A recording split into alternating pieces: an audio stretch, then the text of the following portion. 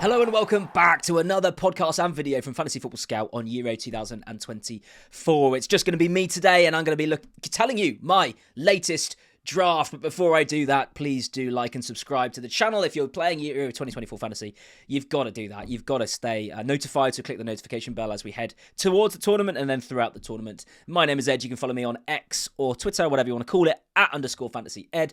Please do join our league. You'll see the code if you're watching on YouTube, but if you're listening on podcast, it'll be in the description. This is sponsored by FanTeam, and FanTeam have an incredible game, free game, £2,000 prize pool that I'm going to tell you about a bit later as well. But today, I'm going to be telling you, again, as I said, my latest draft, because there's been loads of information that's come out as predicted in the friendlies, in interviews from managers, in the squads being finalised. Loads of changes have to be made to my initial draft, and I'm going to talk you through them today. So, without further ado, let's get going. So here is my latest draft. For people listening on podcasts, I'll just read it out. Starting on the pitch, I got Pickford in goal. I've never changed that decision yet. I got Akanji, DeMarco, Mittelstadt and Wout Fez. I've got in midfield, a midfield three of Jorginho, Szoboszlai and Gundogan. And then up front, Mbappe, Kane and Lukaku. On the bench, Lunin is the bench keeper. Bruno Fernandes, Cancelo, someone did correct me on the pronunciation, Cancelo. And then Arda Güler, Turkey, £6 million midfielder. Now, let's talk about the changes, because this might be the first time you've seen my draft, which is absolutely fine. So I'll talk through all of it, but I'm going to stop at each point and tell you why I've made a change, if I have. So let's start with the front three. So I've always had Mbappe and Kane in my front three. And then the other position has been flitting between Ronaldo and Lukaku. Now, the big meta question here for everybody picking their first draft is, what is your chip strategy? I know we know this, but what is your chip strategy? There's a couple of popular ones emerging. There is one that is kind of the basic one that a lot of people are probably going to naturally just use because it's fun, it's exciting, and it's usually the best option in these games, although I don't think it is this time, which is using both your chips in the group stage. Now, what this means is you're only going to want to pick your first team for the first game. You can just focus on that, because in match day 2, you're going to either play a wild card or a limitless, and you'll get a whole new team. And then match day 3, you'll play whatever chip you haven't used, you'll get a whole new team again. And then we get another wild card, don't we, given to us by the game. And then, you'll have a whole new team for the knockouts, the round of 16, right? And then you have to go through the rest of the tournament without any more chips. So that is one chip strategy. Now, the problems with that, this isn't a chip strategy video, but the problems with that is match day 2, I don't think the fixtures look great. And match day 3, there's loads of rotation. And also, once you get into the knockouts, if you've got no chips left, say in the round of 16, there's shocks and England go out and France go out and Italy go out, and you've got a bunch of their players, you're stuffed, because you only get 3 transfers between the round of 16 and the quarterfinals. And if you've got 6 players eliminated, 7 players eliminated, 8 players eliminated, your tournament could be over. So I think it's really, really important, and I think a lot of people are coming round to this, to have a chip, your wild card, left for the knockouts. So then the question is, when are you using your limitless? And that's really the big question amongst people talking about chip strategy. Where are you going to use your limitless? And quite popular is proving limitless in match day 3 for some, and then the wild card in the quarterfinals, so that whatever happens in the round of 16, you can kind of mop up in the quarterfinals with that wild card. For me, as I've said, match day 3 just isn't very appealing as a limitless. I feel like it turns the limitless into just a free hit, because there's going to be so much rotation. There's going to be so much uncertainty about who plays. Like if France or England or Belgium or whoever, Portugal, are already through, then are the big names going to get rested? And then you can't even maximize the limitless chip. It kind of blunts it, as it were. Now, I do see the argument, though, that my strategy, which is currently, it was going to be limitless quarterfinal and then wildcard semi-final. So the whole group stage, I'd need to pick my team, thinking this has got to get me through the whole group stage. But the comeback on that has been, well, look, the quarterfinal only has 8 teams. So if I use my limitless there, then I've got to spread it only 8 teams. They're playing harder opposition because theoretically the teams that have got through to there are playing quite well.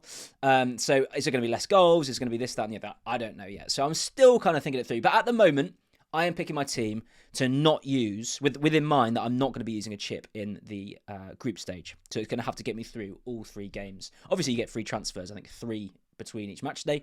But this team are going to have to get me through. So back to the discussion.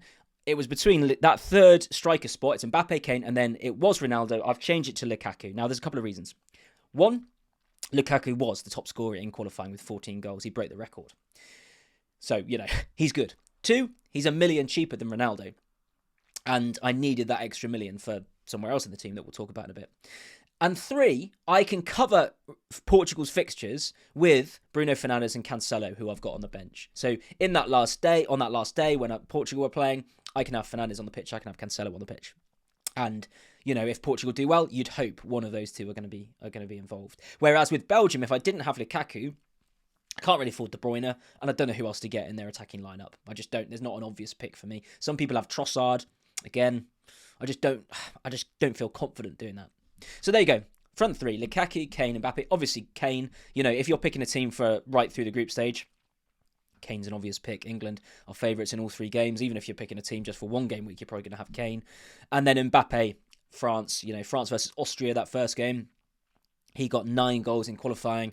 It's Mbappe, right? So if you can afford to have him, you're going to have him. And I'm happy to keep him throughout the whole group stage. I think the idea is using a free transfer in match day 3 to swap out Lukaku for Ronaldo, find an extra million somewhere because they played Georgia. And if I know he's going to play, if it sounds like he's going to get rested, obviously I won't do that. But if I know he's going to play, I would do that. Into midfield, Gundogan is a new addition. I took out Scott McTominay, who I was going to captain, which I still might go back to. I don't want to kind of weasel out of that one because I did say I was going to do it. But at the moment, Gundogan, he's on pens. He's going to start. He's nailed on in that opening game. He is my captain. Again, that Germany team, I've said it before, there's just, for me, not an obvious pick. I mean, Havertz maybe, but he takes one of the front 3 slots because the Germany manager has confirmed that Havertz will lead the line and Füllkrug will be on the bench for Germany. So during this tournament, I think he said Füllkrug is going to make more impact off the bench or whatever it is. Havertz is nailed now as the striker, essentially, or the forward. He's kind of false 90, isn't he, Havertz, in that Germany team. So he's the obvious pick, but then, as I said, I'd have to take out Lukaku, Kane, or Mbappe, which I don't want to do. So it leaves me with Gundogan. Sane is probably going to start on the bench, it sounds like. The other 2 options are like Musiala and Wirtz. Yeah, maybe, but Gundogan's on pens. I know he's going to start, so at the moment it's Gundogan, right? And he's a new addition. I took out Scott McTominay for him. The other 2 on the starting on the pitch, Szoboszlai. Look, Szoboszlai, he's been in every draft for me so far. He's £7 million. As I've said, everything goes through him for Hungary. Hungary aren't a bad side. We underestimated them in Euro 2020. They could do something in this tournament. He's on pens. He's on set pieces. He's on everything. He is their talisman. And at the moment, I have no desire to take him out. I think 7 million is quite a good price. I think if he was 8, it would be a bit too much, but I think they've probably priced him quite well for the risk-reward sort of feeling with him and Hungary, whether they're going to get points and stuff. Their first game's against Switzerland. I think they could score in that game. I think Szoboszlai could get return in that game. My third one is Jorginho. Look, 5 million. I've said it all along. I'm still kind of awaiting someone to definitely tell me he's on penalties, but I spoke to Gianni. You might have seen the video with his first draft. I asked him and he gave us a bit of an Italy preview. He kind of thought Jorginho probably is on penalties, but we just don't know because Jorginho fell out of the Italy team for quite a while, and he's just come back in, and he's now going to start every predicted lineup everywhere puts Jorginho as the anchor of that midfield, so he could pick up points in ball recoveries. He could be on penalties. He's going to start for a good team. I know they've got a hard group, but for £5 million, I just can't ignore him. At that price, I just think it's mad to ignore him. Now, the other 2 midfielders, I've got Bruno Fernandes, I think he's been in every draft I've had. He's got 6 goals in qualifying. Everything for Portugal goes through him.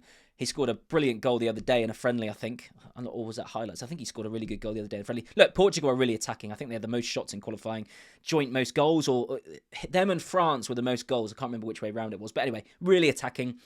Great squad. Could do really well in this tournament. A good group. Bruno Fernandes has just got to be there. He's my premium midfielder. I don't have any others, really. 9.5 million. I don't understand people.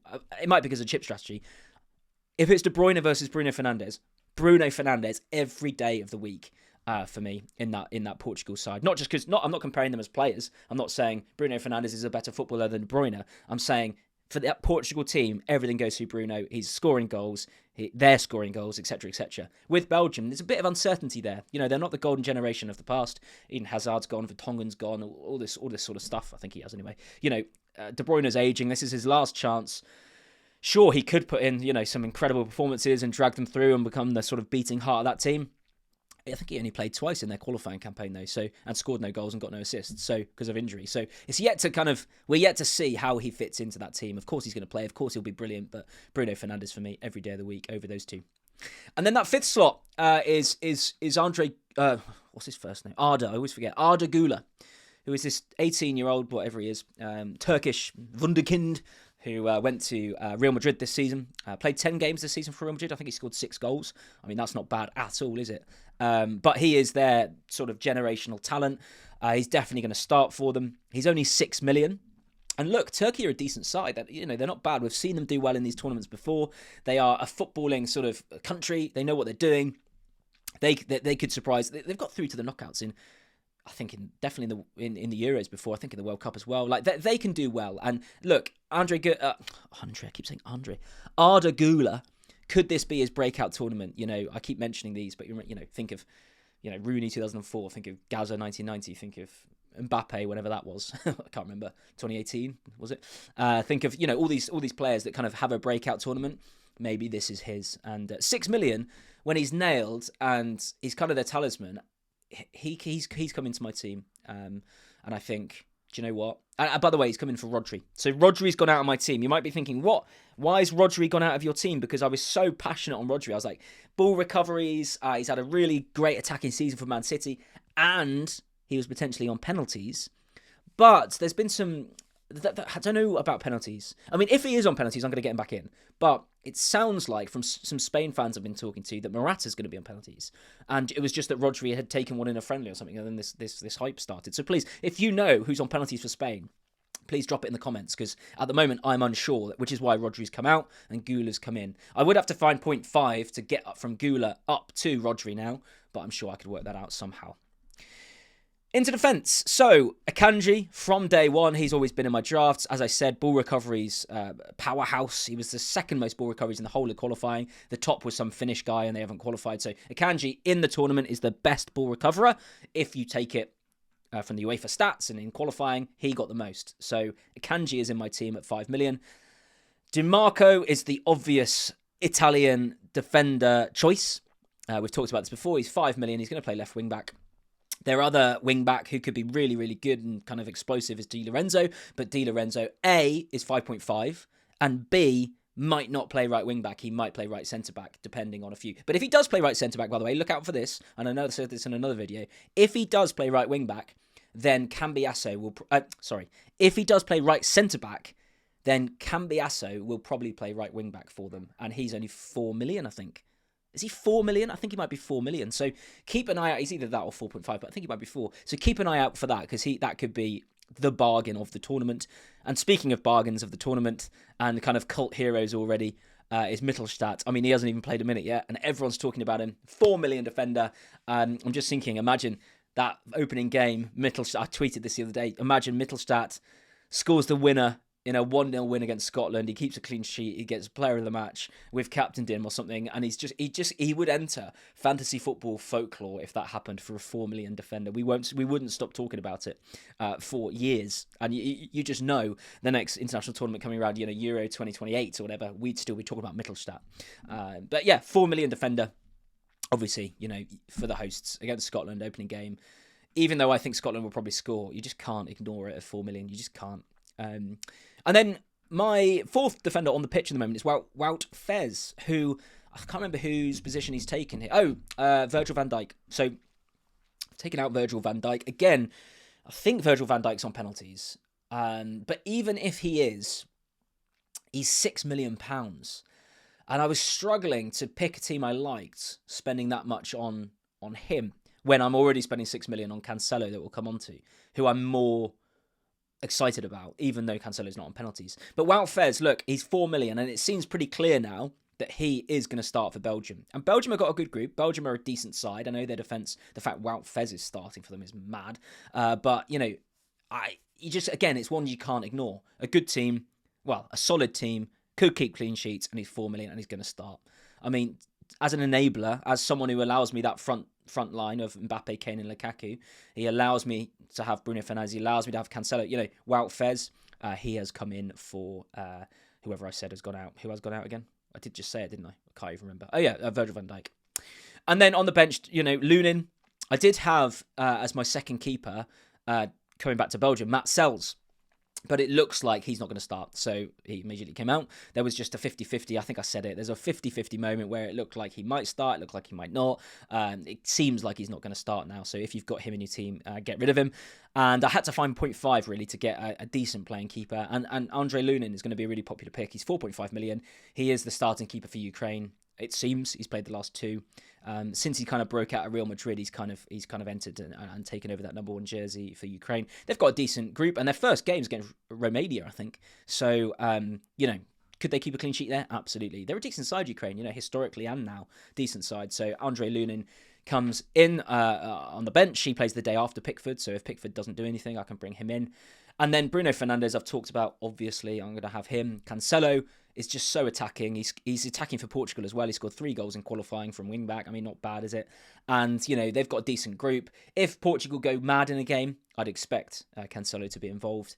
And then Arda Güler, I have talked about as well. So that's my latest draft. Tell me what you think. Please do comment below. With changes you think you'd make. I imagine a couple more changes will happen before the deadline. Like, I still want to know things like, I want to know, is Rodri on pens? Is he actually? Because if he is, I'm going to have to get him back in. I want to know, what else do I want to know? I want to know, is Virgil van Dijk definitely on pens? Because if he is, he will stay in my thoughts. And then I just need to make this decision about Germany, because initially I was thinking, do you know what? I think this Germany-Scotland game is going to be tight. I said it in the predictions one video I did. I said it in my first draft video. I think it's going to be tighter than people think. I'm seeing a lot of people with triple Germany, and maybe that's right. Look, maybe they're going to absolutely wipe the floor with Scotland because they're the hosts, and they are a talented team, obviously, and they're Germany. I mean, it's tournament football and they're Germany, so maybe I'm being absolutely ridiculous. But I could just imagine that first game being 1-1 or something. And as I say, the best thing about this game is the ability and the sort of rewards you can get from being crazy with the captaincy early on. Remember, we get 5 captaincy picks. The Friday, the Saturday, the Sunday, the Monday, and the Tuesday. That's 5 chances to get your captainship on a player that goes big and then leave it. So, captaining Scott McTominay, obviously not many people can do it. And obviously it's not the optimal, most likely choice and most likely chance to get points. Captaining Havertz probably is, or Wirtz, or someone at Germany. But it's tempting. It's tempting to captain someone like Scott McTominay. And then if it goes wrong, fine. I've still got Kane, Mbappe, Bruno Fernandes still to come and the captaincy. The interesting thing about Lukaku, the only thing that's a negative on Lukaku, I mean, it's not a negative, but he plays, let's just have a look on the dates here. I'll just change the, there you go, 17th of June. Yeah, he plays the same day as Mbappe. So you can't captain both. This is the only issue. When I had Kane, Mbappe and Ronaldo, I could go Kane captaincy 16th, Mbappe 17th and Ronaldo 18th. So it kind of felt good. You want your big players to play on different days, ideally, because then you get the chance to captain both. Now, a great little differential call could be on the 17th, captaining Lukaku, not Mbappe, because everyone's going to captain Mbappe, unless there's been a big haul that everyone's stuck on, the captaincy haul that everyone's kind of stuck on earlier on. Loads of people are going to captain Mbappe, and maybe I will do that, maybe that's the right choice. But you could be a little bit rogue and go, do you know what? I'll captain Lukaku, knowing that if it goes wrong, I've still at least got Portugal and Cancelo or someone that I could back. Although at that point, it's like, please do something. Otherwise, to get through 5, I can just see it happening, Match day 1, 5 chances at captaincy. And if you don't hit anything, that is unbelievable, right? That would be cataclysmic. I'd probably give up. I mean, I wouldn't give up, but I'd be very annoyed. And so would you, I'm sure. Right, we're going to take a quick break, and I'm going to come back after and tell you 5 essential picks. Okay, welcome back. I'm just going to go through now my 5 essential picks for this game at the moment. There'll be a bit of caveating on some of them, but you'll see straight away the most obvious one. He's in now 16% of teams, which are probably those that are kind of engaged in the fantasy football world and are looking at people's teams and proper fantasy managers' teams. Mittelstadt. Look, Mittelstadt at 4 million. I've said it earlier on in my draft pick. You just can't go without him. He's such a budget enabler. He's playing for the hosts. He's playing in a group where they could keep, a couple of clean sheets. He's such an enabler. He frees up at least £1 million that you could spend elsewhere. on your team. So I think Mittelstadt is my first absolute essential. He's a lock unless he gets injured or unless we see those opening teams and he's not in it. Remember, before the deadline, we are going to see the Germany and Scotland teams because the deadline is at kickoff, not an hour before, or an hour and a half before, like in FPL. So Mittelstadt, absolute no-brainer for me. Anyone who hasn't got him, just clearly, the only reason you wouldn't have him is if you hadn't heard that he was starting. He was 4 million. That's the only reason. So if you don't have him, get him. Next, it is Jordan Pickford. I know those of you who've been watching my videos, I actually think he's probably the most underpriced asset in the game. I don't pick Jordan Pickford. I'm not getting emotional. Getting emotional, it's so good. I don't pick Jordan Pickford because I like Jordan Pickford. I'm a Newcastle fan. I find him very, very annoying. Although he's a very good keeper, right? I get that. And for England, I'll support him all the way. However, he's in this essential list, not because of anything, because he's a good keeper, or not because he's English, because he's £5 million and he's the keeper nailed on for the favourites for the tournament. And, a team, England, who could keep 3 clean sheets. Now, I know there's questions about our defence. Maguire's now injured. Luke Shaw might not be fit. We might be putting square pegs in round holes with Trippier at left back. Who's going to play alongside John Stones in that centre-back partnership? Is it going to be Guehi? Is it going to be Dunk? Dunk has made quite a few mistakes for England in the last couple of games when he's played. That right-back position you'd think is going to be Walker, or is he going to come into the centre-back and Trent go right-back and Trippier go right-back? What's going to happen, I don't know. But Pickford is absolutely nailed. He's got a penalty save in him, hasn't he? For 5 million. It's just a no-brainer. Like Donnarumma at Italy, who've got way less chance of winning this tournament. I'm not just saying that. England are the bookies' favourites. It's not me saying that. Italy, who are like the 5th, 6th, 7th favourites. Donnarumma and going, he's 6 million for some reason. I have no idea why. Pickford, 5 million. Absolute steal. And he's essential. Next is Gianni, my friend, would be happy, the Italian. Jorginho. It is Jorginho. I think there's a caveat with this. If he is on penalties, which we're finding out more and more about. I think he's the most likely to be on penalties for Italy. I've talked about this a few times. He's going to start for Italy. He's in every predicted lineup I've seen. He's £5 million. He's going to get ball recoveries. He might be on penalties. He can always pop up. We've seen him for Arsenal and Chelsea. Pop up with a goal or assist as well. It's just such good value. And again, an enabler like Mittelstadt. You get Mittelstadt at 4 million in defence. You get Jorginho at 5 million in midfield. You've then got money to spend, right? You can have that elite front three, up front or whatever. So Jorginho, this is kind of becoming a 5 budget picks. It's not. Don't worry, it changes in a minute. But the reason Jorginho is essential is because he's a bargain at £5 million. Next, I think I'm going to sneeze. I'll cut it out if I am. I am. Right, I sneezed. I cut it out. Next is Bruno Fernandes. 9.5 million. Yes, he is a premium priced midfielder. 9.5 is the top bracket in price for midfielders. Kevin De Bruyne is 9.5, as I said earlier. But Bruno Fernandes, he got 6 goals in qualifying. He plays for Portugal, who've got a good group. And they scored the most or second most goals. Again, I can't remember whether it's them or France. I need to look at that. The most shots, the most goals, something like that, were Portugal. And he's involved with everything in that team. He's the beating heart of it. He scored another really good goal the other day in a friendly, I think. Bruno Fernandes is a lock-in in my team. He plays on the last day as well, so he's a great captaincy option on that last day if you don't have Ronaldo. Like, if you don't have Ronaldo and you don't have Bruno Fernandes, you've got to look and think, well, if I get to that last day and I haven't hit a captaincy, haul, then who am I going to? You've got to remember, when the last thing you check when you look at your team before the deadline closes is, have I got a player playing every single day of the match day, 5 days? Because you want to be able to have the maximum chance of hitting a captaincy pick by having five options. Because if you get to the last day and you've got no one who's playing, then you can't change the captaincy chip, obviously. So you're stuck with whoever had it before. So Bruno Fernandes, essential for me. He's been in every draft I've had, and he's going to stay in it, barring injury. Next is, who else could you put? You could put, Mbappe. You could put, some people have got to Kevin De Bruyne. I don't think he's essential. You could put Wout Faes. Now he's 4 million. You could put, there's a bunch of players, isn't there? You could put Szoboszlai. Is he essential? Probably not. He's a bit of a punt, but I like it. No, my last pick is actually Harry Kane. I mean, he's essential, I think. England have got such a good group. Harry Kane has scored, we all know, don't we? I mean, what was it at Bayern Munich? I can't believe he didn't win a trophy. How fun is that? But 46 goals in 46 games or something. It was something like that. And for England, again, he came off the bench and scored the other day. I mean, he's just a goal machine at the moment. He always has been, but particularly at the moment, it seems like he really is entering his prime in terms of just being just the all-round complete player. He's obviously on penalties. He's probably up there with the favourites. Well, he will be the favourite for the golden boot alongside Mbappe, is he? I haven't actually checked, but I'm pretty sure he will be if we're the favourites for the tournament. Harry Kane, you can't go without him. I mean, he's £11 million, of course, or is he 11.5? Let's just check. I think he's one or the other. He's a lot of money, but he's essential in my view. And to be fair, I don't think I've seen hardly any drafts without him because everyone knows he's incredible.